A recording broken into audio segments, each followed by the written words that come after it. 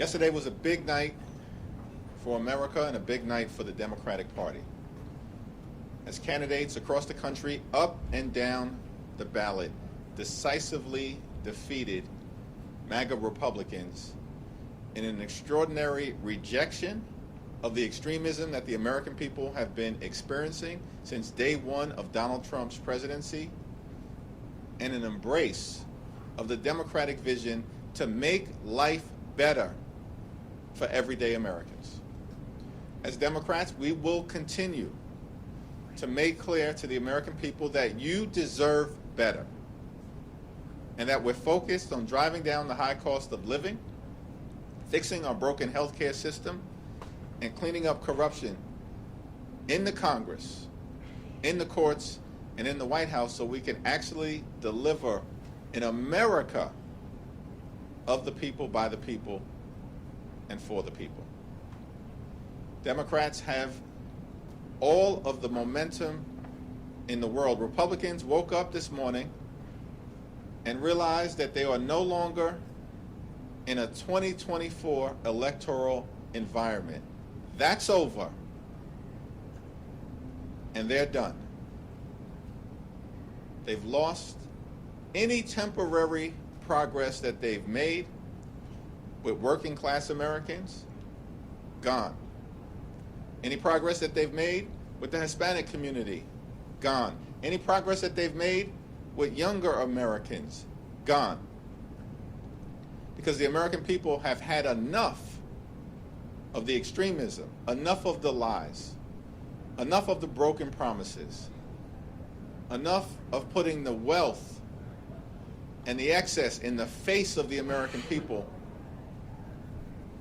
Most recently, what was on display down in Trump's luxury resort in South Florida, enough of the excess, the corruption, and the lack of focus on the issues that matter. Democrats in the House will continue to lead on the issue of affordability, will continue to lead on the issue of health care, and will continue to lead on the issue of making this great country the best version of herself. And our field general leading the charge in connection with what will happen next November when Democrats take back control of the United States House of Representatives is the DCCC chair, Suzan DelBene. Thank you, Mr. Leader. Thanks everyone for being here, and thank you for your leadership just through this incredibly tumultuous time. Yesterday, from coast to coast, voters sent a resounding message that they reject the Republican agenda.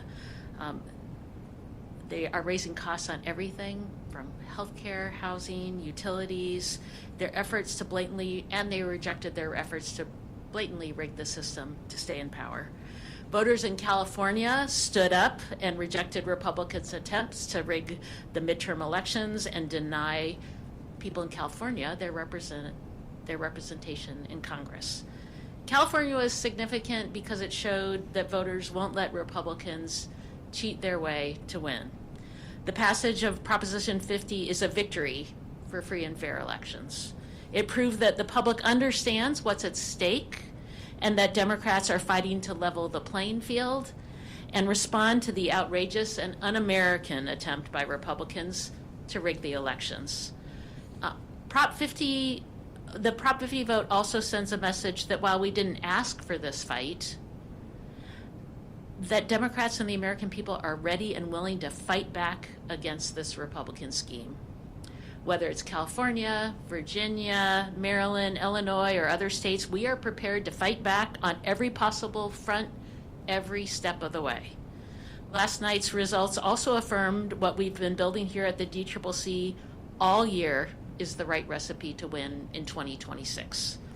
In Virginia and New Jersey, voters overwhelmingly rejected the Republican vision that puts the wealthy and the well-connected over the needs of everyday families. It's a testament to the quality of candidates like Mikey Sherrill and Abigail Spanberger, our colleagues and now soon-to-be governors. They're both former red to blue candidates. They're former House frontline members that flipped their seats in 2018. For the midterms, we're recruiting the same types of candidates. House Democrats are running incredible patriots all over the country who are raising their hands to serve their communities. They come from different backgrounds, different walks of life, but they are all united in their shared singular passion to fight for their communities, to make a difference, to work to lower costs, and to improve the lives of working families. And they are ready to work hard. We cannot take anything for granted, and our candidates are out there working hard for every vote. Meanwhile, Republicans are only focused on how they can bend the knee to Donald Trump and rubber stamp his disastrous policies. Now, I say a lot, and I will say it again because it's true. Our great candidates are the difference. They are the ones who make the difference in our mission to take back the majority. Great candidates actually take the time to listen to their communities. If Republicans were actually listening to their communities, they'd know that people are hurting, they are struggling, all because of the reckless Republican agenda and their harmful policies. House Republicans are wrecking our economy, and people are struggling day to day. They are personally feeling how bad the economy has gotten under the Republican trifecta. Groceries, utility bills, housing, health care, child care, everything is getting more expensive because of House Republicans. Trump and House Republicans promised on day one to lower costs, and they've broken that promise over and over and over again. It's going to cost them the House majority. All year we've been saying that Republicans are running scared, and last night showed us why. By every metric possible, we are seeing the American public sour on Republicans' disastrous record of broken promises. And it's why voters are going to reject them in the midterms. House Democrats have the better message. We have stronger candidates, more resources, and as we saw last night, a favorable political environment. The American people are with us. And that's a big, big reason why we're going to take back the majority in 2026. Thank you, and I'll open it up for questions. Mariana. Through line between the success we saw in Virginia and New Jersey and also down even in Arkansas, the message of affordability is one that House Democrats have been talking about throughout the year. You know that's going to be number one plank on whatever agenda you will have, but what other lessons, what other issues stood out to you all last night that will also be part of this House Democratic agenda to bring back? Well, it is the number one issue, and it was the number one issue in 2024 as well. And one big reason why we overperformed in the House, picking up seats on the Democratic side, was because we had candidates talking about economic issues, talking about those pocketbook issues on the ground. And it absolutely continues to be the top issue. Like I said, housing, healthcare, childcare, energy costs, groceries, all going up because of Republican policies. And people see that, they feel that. You saw people cast their vote knowing what's happening right now. We have candidates across the country who are talking about that. So that is having great candidates talking about the issues that matter, working hard, and actually listening to people is a huge reason why we win. Affordability is definitively the decisive issue, as we saw last night, and our candidates now, governors-elect or mayors-elect, are on their way to serving the communities that they sought to represent, because they leaned in aggressively on driving down the high cost of living and addressing the affordability crisis that we have throughout America. In an environment where Donald Trump promised to lower costs on day one, but costs haven't gone down, costs are going up. Trump tariffs are making life more expensive for the American people by thousands of dollars per year, and the American people know it. Housing costs are up, child care costs are up, grocery costs are up, electricity bills are through the roof, and now throughout this 36-day Trump Republican shutdown, the American people know that for tens of millions of folks, their healthcare premiums, copays, and deductibles are about to skyrocket at levels that will make accessing a doctor unaffordable for them because of the Republican refusal to extend the Affordable Care Act tax credits.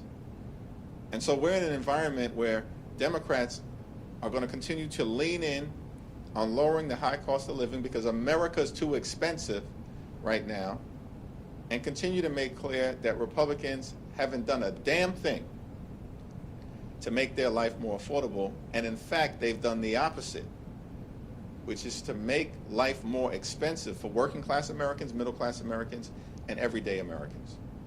At the same time, what is also interesting is that you saw decisive Democratic victories in other parts of the country that clearly also signal the national environment that we're in.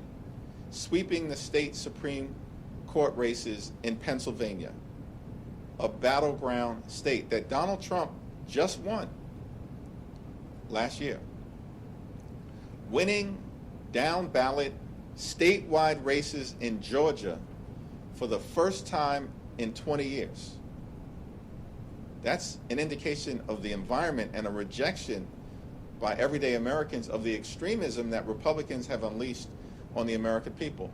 And thanks to great leadership from Governor Newsom, who's done a phenomenal job leading the Prop 50 effort side by side with the congressional delegation led by Zoe Lofgren, Pete Aguilar, and Speaker Emerita Nancy Pelosi, side by side with our partners in organized labor, side by side with the California legislative leaders. It was an all-hands-on-deck effort to get Prop 50 over the finish line decisively. But Prop 50 didn't involve an individual name on the ballot. It was an idea that we have to stop Trump from stealing the midterm elections and give the American people the ability to decide who should actually represent them in the Congress after the 2026 midterms. Thank you, Chair. Following up on Prop 50, Republicans, they filed a lawsuit this morning in an attempt to block California's new house maps. What's your reaction to the lawsuit? Does that pose any concerns to the effort to, as the leader has said, to offset some of the attempts that Republicans have made to gain with Democratic seats through this decade?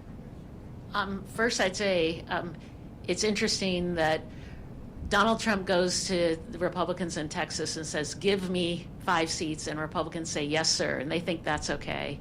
The people of California, who got to have a vote and a voice, Republicans don't think that's okay. I think that says everything about where Republicans stand. It's a frivolous lawsuit. Everything that was done in California was done consistent with the Constitution at the state level, with the United States Constitution, and with Section 2 of the Voting Rights Act. Compare that to Texas, where everything was done to undermine the Voting Rights Act and violate the Constitution, because the 5 districts that were targeted by Donald Trump and Texas Republicans were all represented by African American or Latino members. All 5 that they want to wipe out as part of their effort to rig the midterm elections. And we expect that there will be a decision sometime soon from a 3-judge panel in Texas that might conclude that what was done by Texas Republicans was unlawful.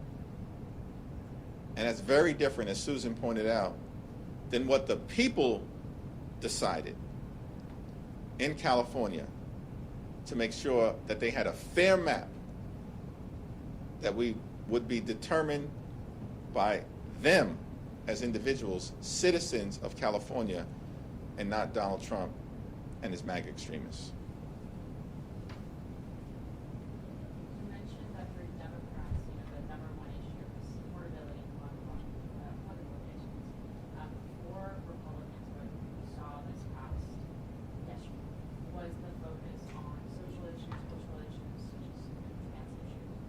How are you, I guess, directing candidates here? How to respond to those attacks?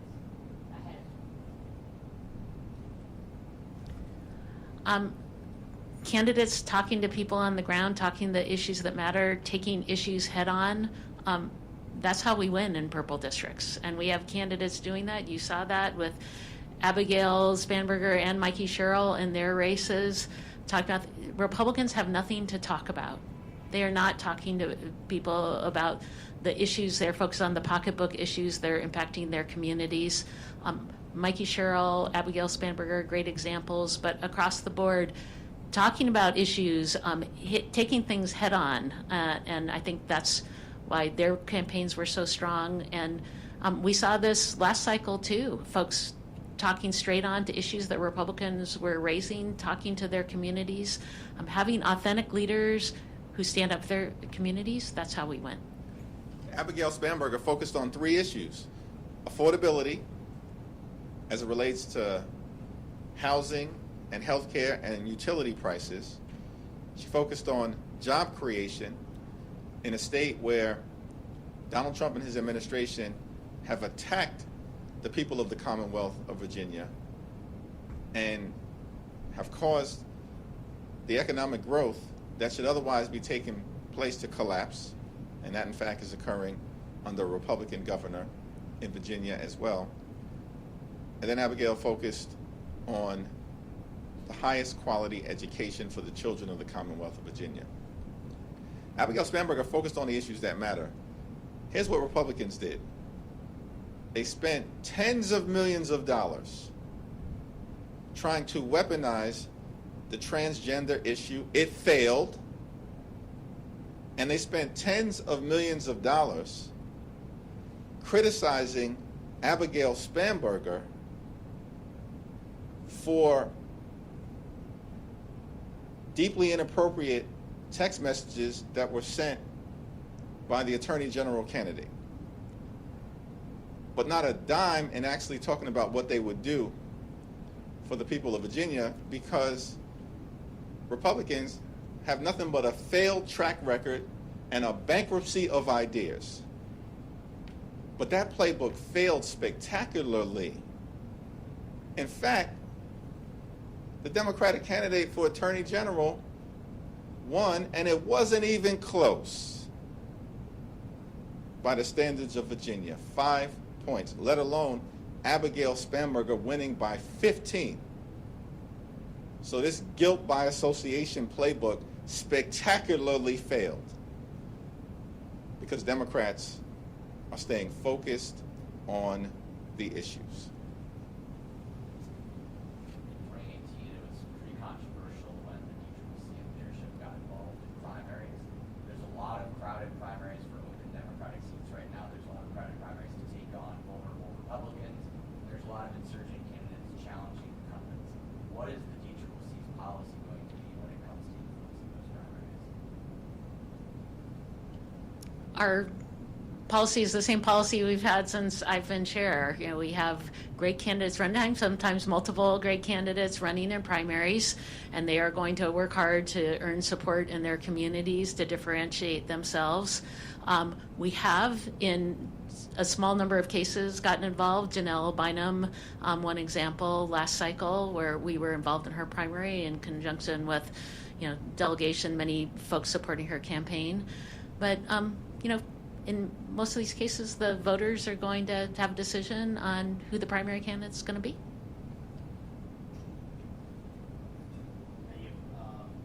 Senator Sanders just followed up on that question a short time ago. Was asked about particularly primaries. He said, of course, there's a division within the Democratic primary.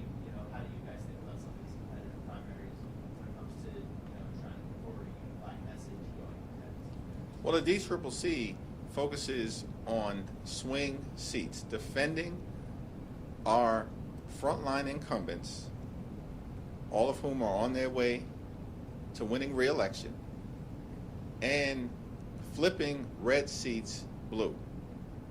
And the DCCC has never gotten involved in primary dynamics that involve safe Democratic seats, and that policy has not changed. Earlier today, President Trump said the shutdown had probably hurt Republicans in elections, especially in Virginia. I'm wondering if that gives you any encouragement that this could kind of bring Republicans to the table for negotiations to have a shutdown? The responsible thing to do, and this has been the case since October 1st, is for Donald Trump, Mike Johnson, and John Thune to sit down with Democrats on Capitol Hill who represent half the country so we can reopen the government, enact a bipartisan spending agreement that actually makes life better for the American people, including as it relates to driving down the high cost of living because America is too expensive, and decisively addresses the Republican health care crisis that is crushing people all across America. Working class America, small town America, rural America, urban America, the heartland of America, and black and brown communities throughout America. Republican policies are crushing people, particularly as it relates to the cost of living and health care, and the American people are rejecting that extremism, and we saw it on full display from coast to coast and everywhere in between last night. To follow up on that. Last question. To follow up on that, what message do last night's election results send to Senate Democrats going into last night? Some of them were starting to talk about office compromises, things like that. So what message does kind of the overwhelming support for Democrats last night and focus on healthcare send about? Well, we've said from the very beginning that we will consider anything in good faith that emerges from the Senate that is bipartisan in nature, that reopens the government, that decisively addresses the Republican health care crisis, particularly as it relates to extending the Affordable Care Act tax credits, and that actually involves a spending bill that makes life better for the American people, not worse, which is why we have continued to maintain, and Senate Democrats have shown great leadership, led by Chuck Schumer, that we will not support a partisan Republican spending bill that continues to gut the health care of the American people. That was our position in September. That's been our position throughout October, and it remains our position in November. Thank you.